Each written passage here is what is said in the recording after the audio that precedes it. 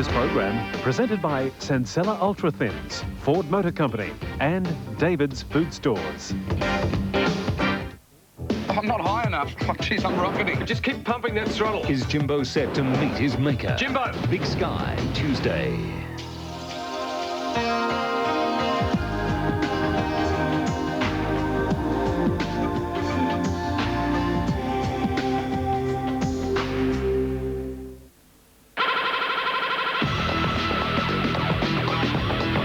Tonight's news brought to you by the new Hyundai Excel.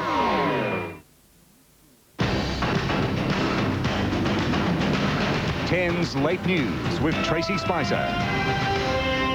Tonight, beer, wine and spirit prices set to rise as tax confusion worsens. It will unless the individual states agree to refund the prepaid component of the tax.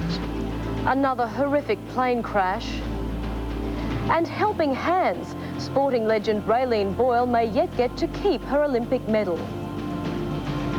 Good evening. Beer, wine and spirit prices are set to rise by Monday because of the worsening tax row between the state and federal governments. Wholesale prices have already gone up 15% and consumers will be the next to pay. The tax change that was supposed to cost us nothing is now forcing up drink prices. A low alcohol beer, anything less than 3.5%, we should see about $2.20 increase in the price of a case of 24. Brewers have already added an extra 15% on their invoices to retailers. It may soon be passed on to customers. It will unless the individual states agree to refund the prepaid component of the tax. The Hotels Association complained to Treasury officials in Canberra that hundreds of millions of dollars in tax already paid was not being refunded by state governments. Well, Treasury's got a different view. They're saying that it's paid retrospectively. There's certainly an argument there. I mean, it could be said that effectively the states, by holding on to this tax, are double dipping. By late this afternoon, the Queensland government had acted. Any licence fees paid to us will be refunded. So in no way will those wholesalers be out of pocket, and therefore no price increases should result. And in Victoria, the government announced a range of subsidies would be paid so prices would not rise. For low alcohol liquor, low alcohol beers and any other low alcohol products, we will be introducing a subsidy arrangement, which means there shouldn't be any price increase. Petrol will also be subsidised. The crisis began when the High Court outlawed state fees on petrol, alcohol and tobacco, and the federal government argues that any problems with its temporary solution to that are the responsibility of the states. Paul Smith, 10 News. A Sydney man has been charged with trying to extort money from the husband of kidnap victim Kerry Whelan. It's alleged he demanded $30,000 from Bernard Whelan in phone calls which devastated the grieving executive. John Hall is the man allegedly behind the callous threats to Bernie Whelan. In phone calls to police, he allegedly claimed he kidnapped Kerry, but wouldn't say where she was until he'd spoken with her husband. A phone demand for $30,000 followed. The police prosecutor said last Tuesday, Hall allegedly applied more pressure. Mr. Whelan was absolutely devastated when the defendant phoned and held out hope that Mrs. Whelan was still alive. If the money was not paid in full, she'd be delivered to him in a body bag. A further call allegedly warned Bernie Whelan that if he contacted the police, he'd be sent 3 of his wife's fingers with the rings attached. The threats followed the businessman's emotional plea to the kidnappers. If they have any decency at all, I'd ask them to tell us where Kerry is. Operation Bel Air investigators traced some of the calls to Hall's Hebersham home units. John Hall's solicitor asked the magistrate not to treat him as a serious criminal. He described him as a stupid opportunist who'd shown a total disregard for Bernard Whelan's emotional state. He said that with his de facto pregnant with their 3rd child, he'd lost their savings gambling and out of shame was trying to save himself. The de facto's mother provided a $5,000 bail guarantee. He's innocent. I don't want to talk. Hall's due back in court later this month. Harry Potter, 10 News. There have been angry scenes outside an Adelaide court after the appearance of 2 people charged over a vicious murder. The couple is accused of killing a popular gay DJ.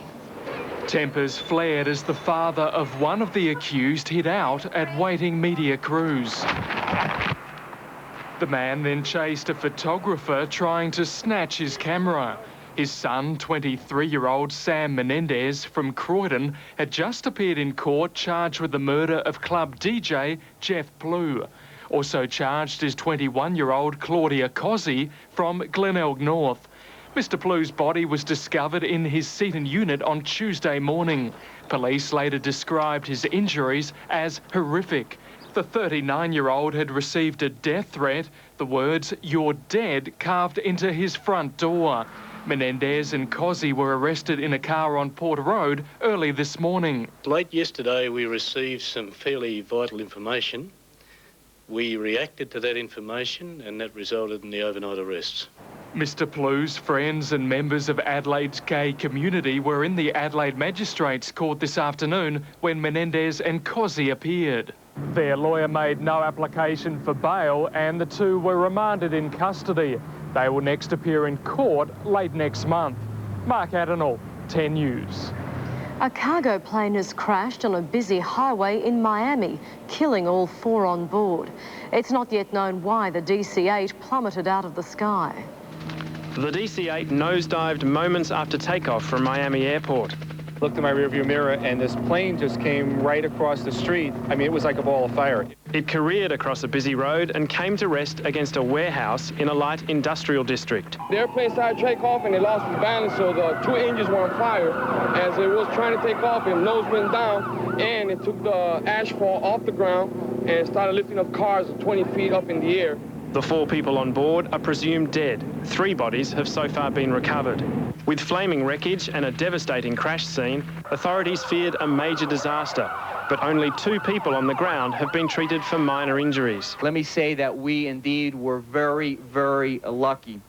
This could have been a much worse incident for this community. The DC-8 was owned by Fine Air, a cargo supplier that flies between Miami and Central America.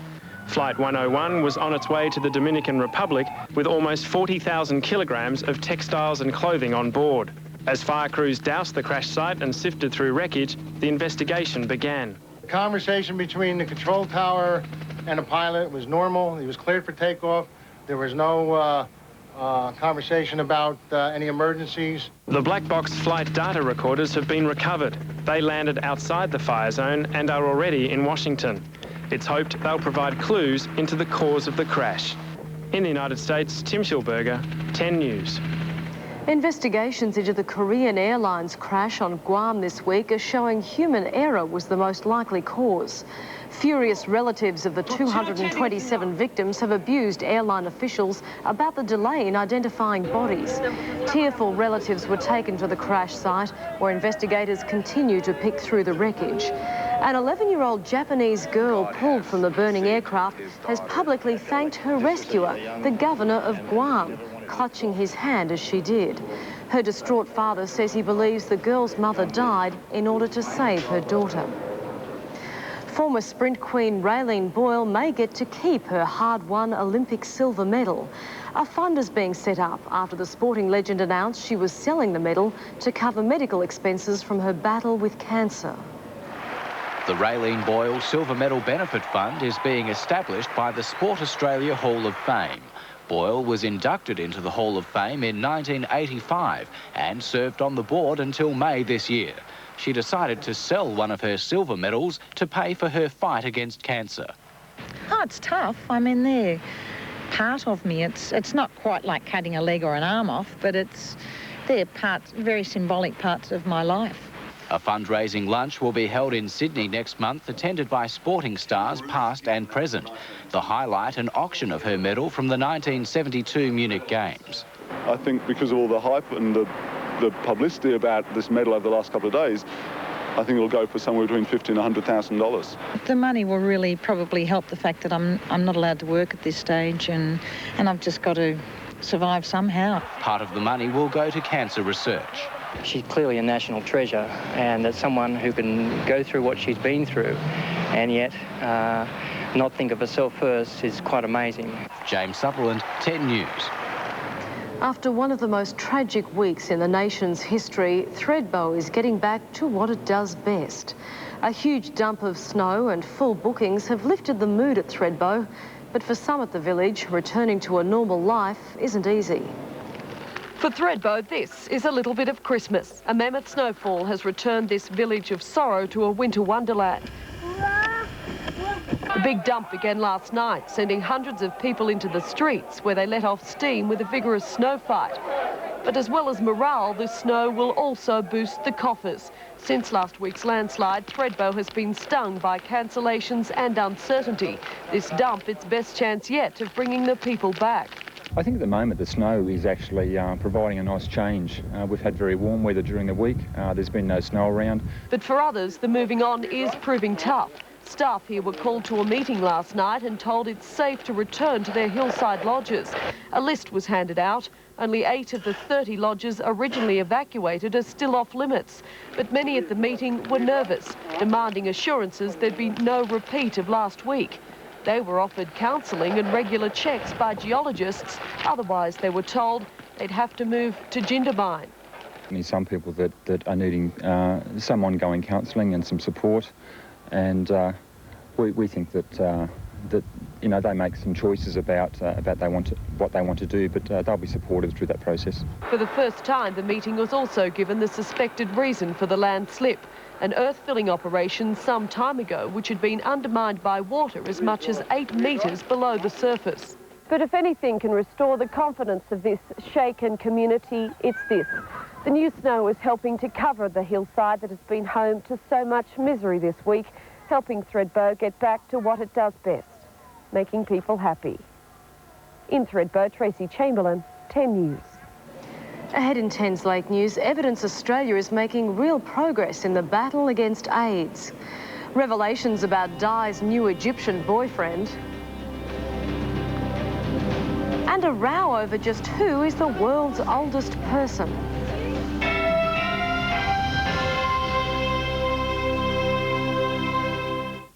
Tom Cruise is the man with a thirst for revenge. What you leave Borland for? Australia's sensational Nicole Kidman is the woman with a taste for adventure. Come with me. Together they set sail for the country of their dreams. I think I like America. If it weren't for me, Fanboy, you wouldn't even be here. From director Ron Howard. The race I'm going, they'll bring the land to me. Comes a cinematic masterpiece. Your money in their pockets and nothing more. I've earned this. The unforgettable Far and Away, 8:30 Sunday.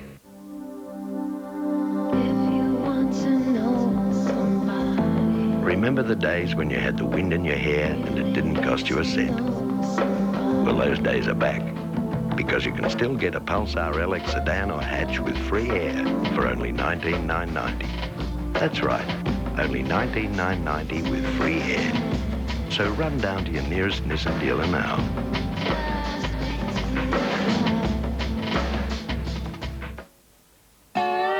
It can't be done. The strapper's right. He's meaner than a Tyson fight. How do you feel? City slicker.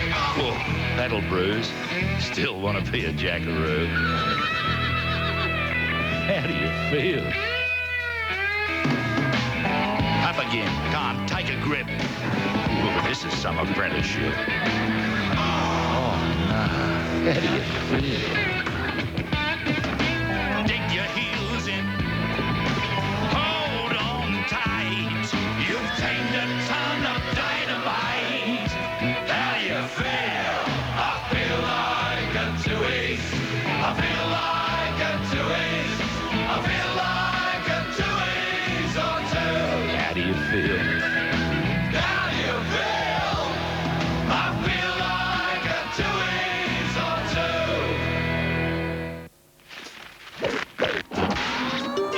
Introducing the new all-wheel drive Terios from Daihatsu. With twin airbags, the interior ride and comfort of a sedan. High levels of maneuverability, safety, and visibility.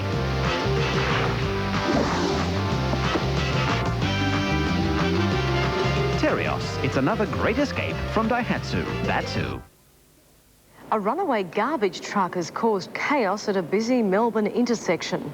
It's understood the garbage truck's brakes failed, causing it to plough down a hill and smash everything in its path. The truck ended up collecting 7 cars and a bus. Rescue workers say it was a miracle the driver of a Volkswagen wasn't killed when her car became wedged between the truck and the bus. 4 people were taken to hospital with minor injuries. Almost a year after a cliff collapse in Western Australia claimed 9 lives, families of the victims are to sue local authorities for damages.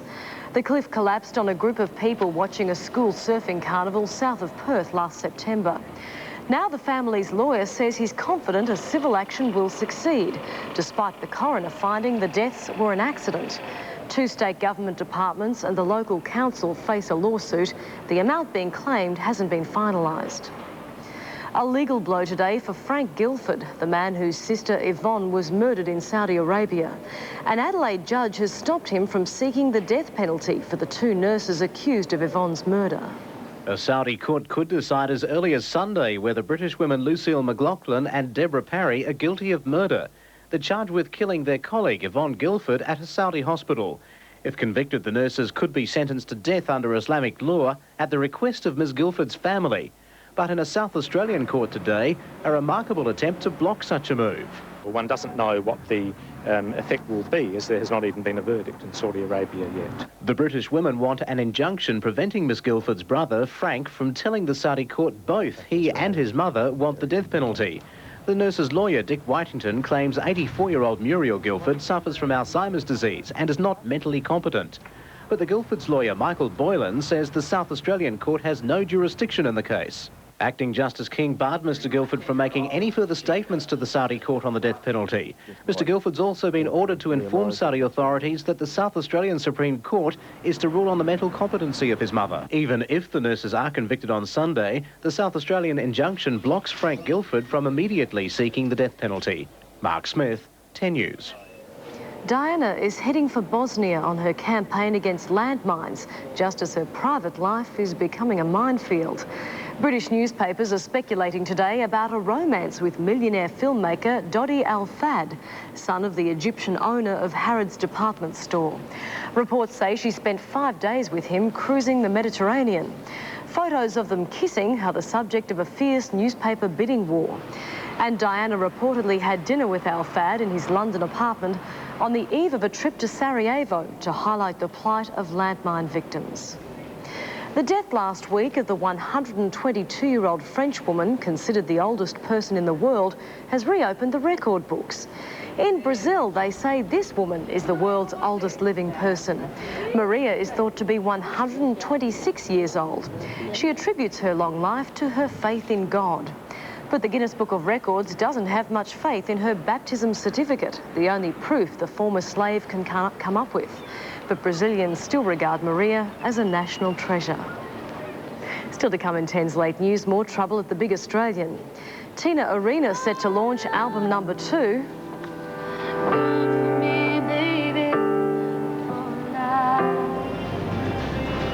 And in sports tonight, violence flares again at the basketball. Turkish fans vent their anger after losing to Yugoslavia in the World Under-23 quarter-finals.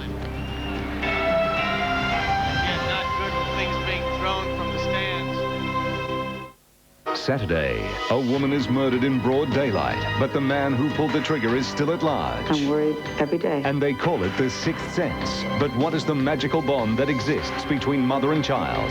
Unsolved Mysteries, 8:30 Saturday.